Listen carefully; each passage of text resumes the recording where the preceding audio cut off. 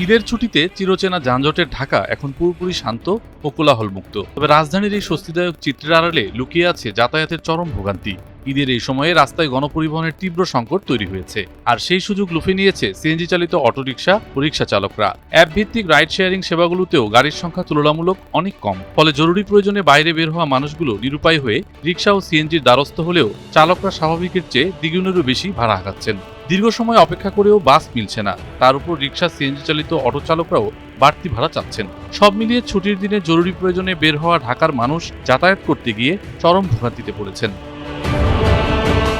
ওরে, এ তো ফ্যান্টাস্টিক ধর্মঘট। বেস্ট ইনগ্রেডিয়েন্ট ও ইউরোপীয় মেশিনে তৈরি মজাদার কেক ফ্যান্টাস্টিক, যে ফানে সবাইকে টানে। মতিঝিল থেকে খিলগাঁও যেতে যেখানে রিকশা ভাড়া হওয়ার কথা সর্বোচ্চ ৭০ থেকে ৮০ টাকা, সেখানে আজ দাবি করা হচ্ছে ১৩০ থেকে ১৫০ টাকা পর্যন্ত। অন্যদিকে আদাবর থেকে কারওয়ানবাজার বা পান্থপথের মতো দূরত্বে যেখানে স্বাভাবিক সময়ে ১০০ থেকে ১২০ টাকা ভাড়া হওয়ার কথা, সেখানে আজ ১৮০ থেকে ২০০ টাকার নিচে কোনো চালক যেতে রাজি হচ্ছেন না।